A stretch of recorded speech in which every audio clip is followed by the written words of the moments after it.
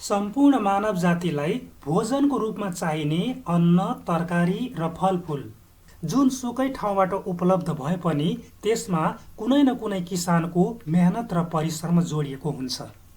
तर हाम्रो समाजमा किसानलाई भन्दा नोकरी गर्ने या कुनै व्यापार गर्ने, कुनै पेसा गर्नेलाई बढी मान्यता दिइन्छ। मतलब सबैभन्दा धेरै जो पैसाको पछि दौडिन्छ त्यही नै ठुलो हो भन्ने मानिन्छ।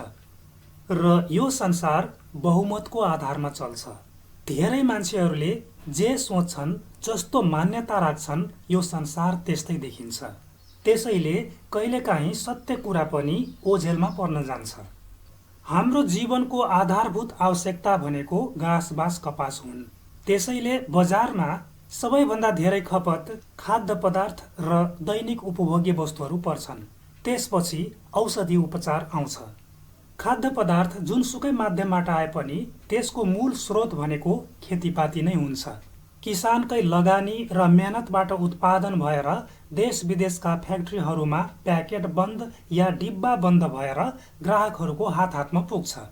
त्यस्तै दैनिक उपभोग्य वस्तुहरूमा भान्साघरको सामग्री लगायत साबुन, सेम्पू, टुथपेस्ट सबै कुनै न कुनै वनस्पतिबाट बनेका हुन्छन्।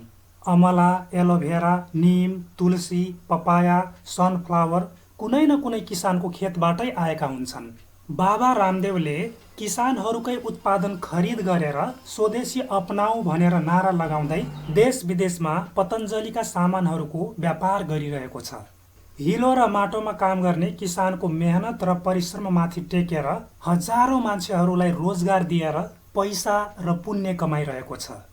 आफ्नो दिमाग लगाएर विभिन्न प्रकारका जडीबुटीहरूबाट आयुर्वेदिक औषधिहरू बनाएर आज आधुनिक चिकित्सा पद्धति एलोपेथीलाई समेत च्यालेन्ज गर्ने भइसकेको छ। अनि यी जडीबुटीहरू कहाँबाट आउँछन् त? कुनै न कुनैले त खेती गरेकै होला नि। जो किसान हरेक आवश्यकताको मुहानमा बसेर काम गरिरहेको हुन्छ त्यसको मूल्य र मान्यतालाई कसैले बुझ्दैनन्।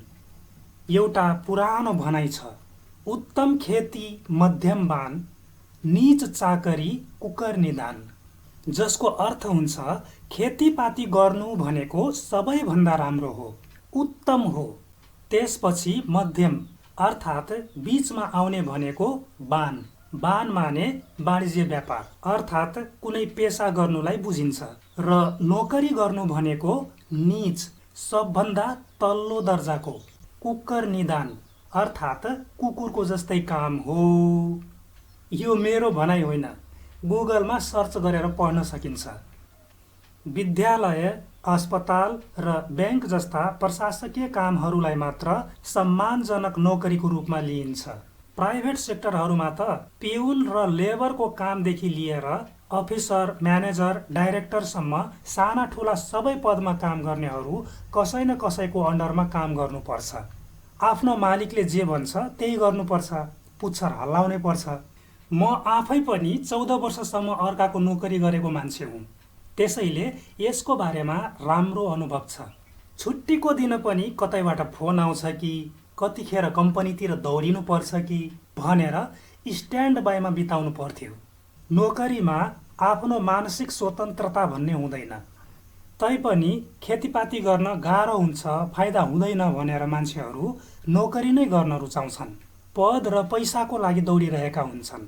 तर खेतीपाती गर्ने किसान यी सबै कम्पिटिसनबाट टाढा रहन्छ, आफ्नै दुनियाँमा मस्त रहन्छ। एउटा किसानको गुण भनौँ वा कमजोरी उसको सोझोपन हो। उसले दिमाग लगाउन जान्दैन, कुनै प्रकारको छलकपट गर्न जान्दैन। जसरी एउटा हात्तीलाई सानैदेखि सिक्रीले बाँधिएको हुन्छ, सानोमा जति छटपटिए पनि सिक्री चुडाल्न सक्दैन र बिस्तारै उसको मनमा सक्दिन, गाह्रो छ भन्ने बसेको हुन्छ। त्यसपछि उसले चुडाल्ने प्रयास नै गर्दैन। एउटा सामान्य किल्लामा सिक्रीलाई अल्झाएर मात्र राखिदिए पनि उसको मनमा म बाँधिएको छु, म यसरी नै बस्नुपर्छ भन्ने लाग्छ। आज त्यो हात्ती ठुलो भइसकेको छ, बलियो भइसकेको छ। उसले चाह्यो भने त्यो सिक्रीलाई चुडाल्न कति बेर लाग्छ? 1 सेकेन्ड पनि लाग्दैन, एक झट्कामै चुडालिदिन्छ। तर प्रयासै गर्दैन। किसानको सोझोपन भनेको पनि त्यही हात्तीकै सिक्री जस्तै हो। कति मेहनत र दौडधुप गरेर उत्पादन गर्छ र व्यापारीले घरमै आएर आफैले मूल्य तोकेर सामान उठाइदिन्छ। दिनभरि बजारमा भोकै सामान कुरेर बस्न पनि नपर्ने, यताउता सामान ओसार पसार गर्नुपर्ने झन्झट पनि गर्न नपर्ने र रकम पनि एकमुष्ट पाइने भएपछि किसानले दिइहाल्छ। उत्पादन गर्दासम्मको सबै दुःख कष्ट झन्झट झेल्न सक्छ, तर ग्राहकहरूको हातसम्म पुर्याउने झन्झट झेल्न सक्दैन। हातमै आइसकेको पैसा आधी जति व्यापारीले खाइदिन्छ। आलु उत्पादन गरेर आलु नै बेच्छ, धेरै दिन राख्यो भने बिग्रिन्छ, घाटा लाग्छ भन्ने सोच्छ। अलिकति थोरै अझ मेहनत गरेर चिप्स बनाएर बेच्नतिर उसको ध्यान जाँदैन। टमाटर बिक्री भएन भनेर फालिदिन्छ, त्यसको चटनी बनाएर बेच्न जान्दैन। 5 स्टार होटलहरूमा विदेशीहरूले ब्रेडसित चाउमिनसित खाने त्यही टमाटरको चटनी होइन त। चटनी भनेर दियो भने कसैले खाँदैनन्, तर त्यसैलाई केचप भनेर दियो भने भद्र भलाद्मीहरू सबैले खान्छन्। त्यस्तै धान, मकै, गहुँ, कोदो, फापर जस्ता अन्नहरूलाई फर्मेन्टेसन गरेर रोटी, पाउरोटी, pizza, burger, cake, biscuit, noodles, chowmeins के बनाइन्छ।